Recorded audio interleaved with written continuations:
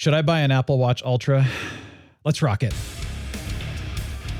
Welcome, welcome. I am the Real Brian. You never know what you're going to get here, but I got to tell you today, I've asked a friend of mine, Lord Thunder, to join me and talk about his Apple Watch, give us his reaction, and then, try to convince me to buy one. So, Lord Thunder, welcome, my friend. Thanks for joining me. So, Real Brian, it's good to be back, man.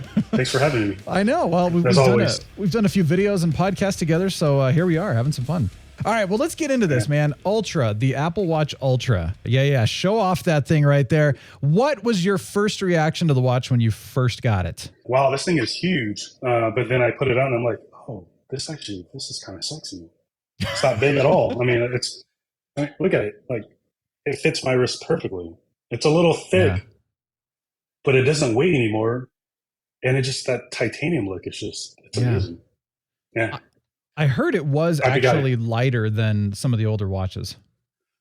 It feels, it's weird because you would imagine it being heavier just because how thick it is. Look at it. Yeah. But when you actually hold it and you put it on your wrist, it feels almost lighter than the previous one, if not about the same weight. Interesting. Okay. So yeah, it's nice. I love it. I've got a 5 here, and this thing, it is smaller, but I feel like I could definitely have some more size on my watch, on my wrist, that is. And, I don't even, what's interesting, and I'll just say this, the Apple Watches, I used to hate wearing watches in general because parts of it would dig into my wrist.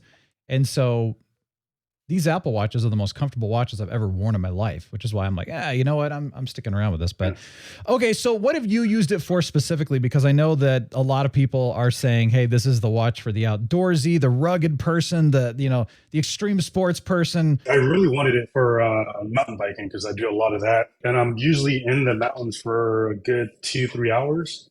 Sometimes you're away from, you're pretty deep into the mountains, and having a watch that you don't have to charge all the time makes everything much easier. Plus, it has a siren. If I fall and get hurt, there's no one around. I could turn on the siren and someone's going to eventually hear it, right? That's the real reason I got it. I want to be safe in the mountains. I mean, there's always, we have mountain lions out here. I just want to do the right thing for myself and, make sure that I'm not worried about battery life when I'm out there. Yeah, no, battery life is apparently the best it's been on any of the watches so far. The siren is pretty loud, although, one of these days I want to try it out and actually see it. It says it's 86 decibels, I think. We've tested it in the mountains, and you can hear it for a good 300-400 feet away. Wow. That's amazing. Just because it's not loud, but it's weird. It's like, what is that? Yeah. Weird sound, That's cool. Well, it's got fall detection too. So like, if you get thrown off your bike, as you have been, it immediately calls as long as it's got the satellite link and everything like that. So that's good too. Yeah, cool. It's nice. It does it automatically too. So if you fall off the bike and you're out, if you don't respond in 10 seconds, it's going to call. What are the top 3 things that you like the most about the watch? Yeah, so number 1 is the battery life. I mean, I've charged it just to test. I charged it at 10 p.m. last night after a good 2.5 hour bike ride. I'm at 68% battery left.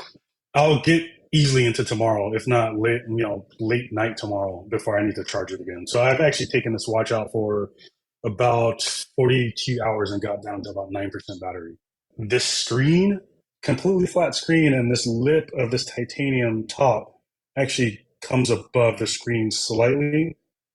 So hitting the sides of your watch doesn't really hurt the screen at all because the screen actually sits below the lip.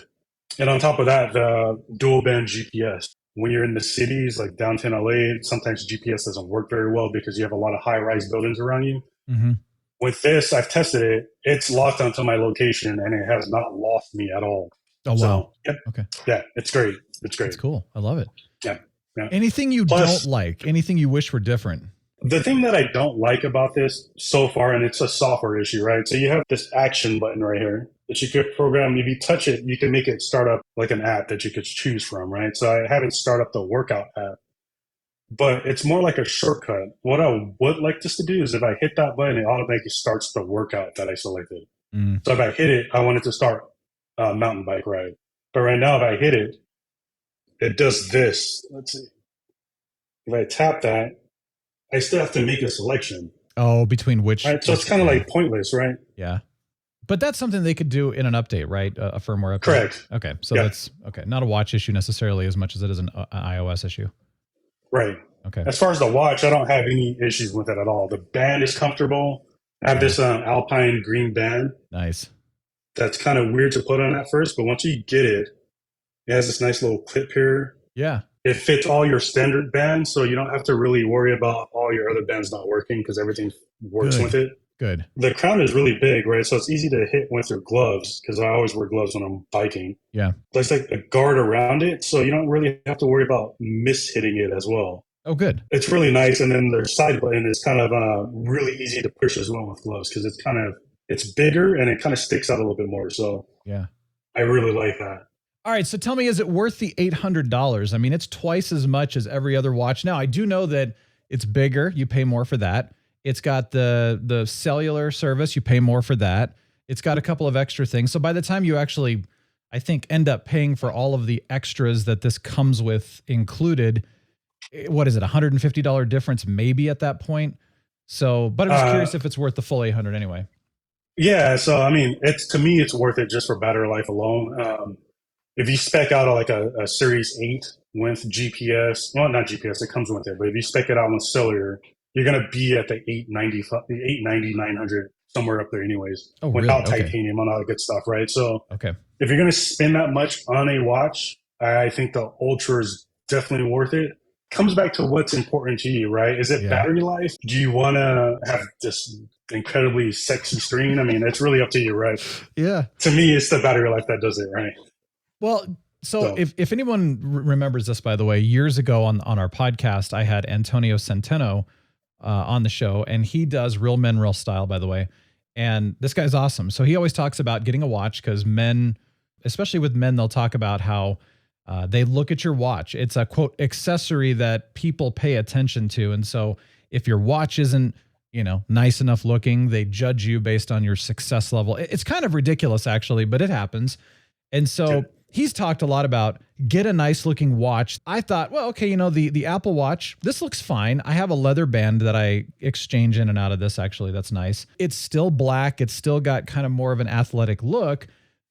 But with this titanium look, that's the first thing I noticed is that it looks much more like an actual professional, nicer watch that someone like Antonio would recommend you buy.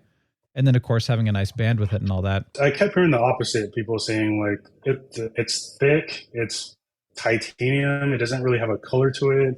It's going to be hard to dress up, but really? I wear it to work all the time. I think it looks nice. Everyone likes it. Yeah, no one's giving me any issues. And even if you didn't like it, oh, well. Yeah. It's my watch. So should I buy one, Lord Thunder? What do you think? Is it worth it for me to buy one?